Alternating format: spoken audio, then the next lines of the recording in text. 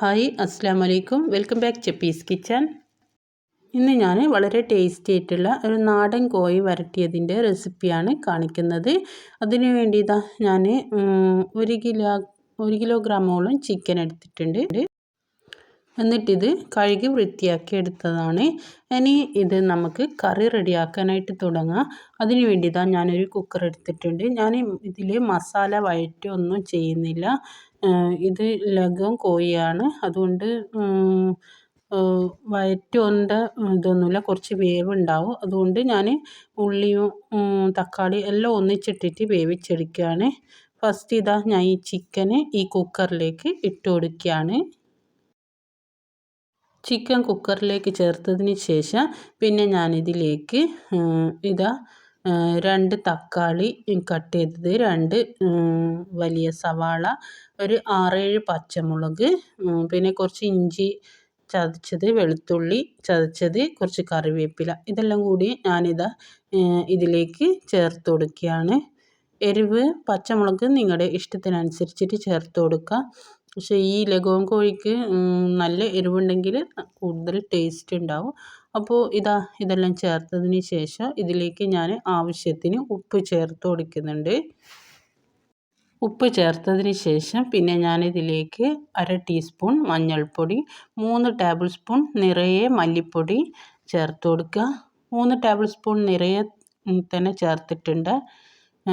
പിന്നെ ഞാനിതിലേക്ക് 1 ടീസ്പൂൺ മുളക് പൊടി, 1 ടീസ്പൂൺ ഗരം മസാലപ്പൊടി, 1 ടീസ്പൂൺ കുരുമുളക് പൊടി, ഇതെല്ലാം കൂടി ഇതിലേക്ക് ചേർത്ത് കൊടുക്കുക. എൻ്റെ വീഡിയോ കണ്ടുകൊണ്ടിരിക്കുന്ന സമയത്ത് നിങ്ങൾക്ക് ഇഷ്ടപ്പെടുകയാണെങ്കിൽ മറക്കാതെ തന്നെ ആ ലൈക്ക് ബട്ടൺ ഒന്ന് ക്ലിക്ക് ചെയ്യണേ. ചാനൽ ഇതുവരെ സബ്സ്ക്രൈബ് ചെയ്യാത്തവരുണ്ടെങ്കിൽ ഒന്ന് സബ്സ്ക്രൈബ് ചെയ്ത് സപ്പോർട്ടും കൂടി ചെയ്യുക. അപ്പോൾ ഞാനിതിലേക്ക് 2 ടേബിൾ സ്പൂൺ ഓയിലും കൂടി ഒഴിച്ചിട്ടുണ്ട്. എന്നിട്ട് ഇതെല്ലാം കൂടിയിട്ട് നന്നായിട്ടൊന്ന് മിക്സ് ആക്കുക.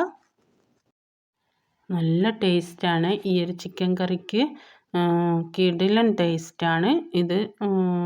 ഒറോട്ടി, പൊറോട്ട, നെയ്ച്ചോറ്, പിന്നെ ചപ്പാത്തി, ഇതിൻ്റെ കൂടെയൊക്കെ നല്ല കോമ്പിനേഷനാണ്. ഏതിൻ്റെ കൂടെയും നല്ല കോമ്പിനേഷനാണ്.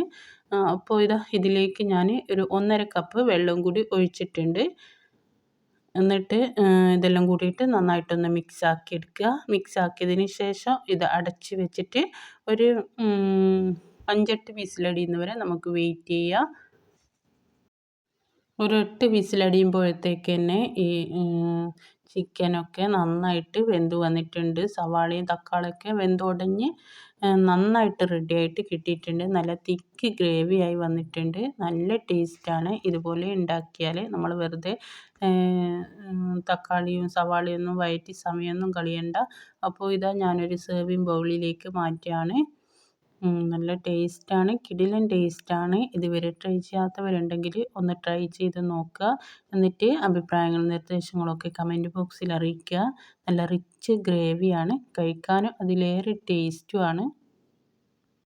ഇത് ബ്രോയിലർ കോഴി അല്ലാത്തത് കൊണ്ടാണ് ഞാൻ ഇതിലേക്ക് സവാളയും തക്കാളിയൊക്കെ ഒന്നിച്ചിട്ടിട്ട് വേവിച്ചത്.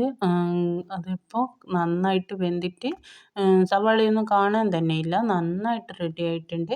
അപ്പോൾ എല്ലാവരും ഒന്ന് ട്രൈ ചെയ്ത് നോക്കുക. ഇഷ്ടപ്പെട്ടെങ്കിൽ ലൈക്ക് ചെയ്യുക, ഷെയർ ചെയ്യുക, സബ്സ്ക്രൈബ് ചെയ്യുക. അപ്പോൾ ഇൻഷാ അല്ലാഹ് വീണ്ടും കാണാം. അസ്സലാമു അലൈക്കും. Thank you.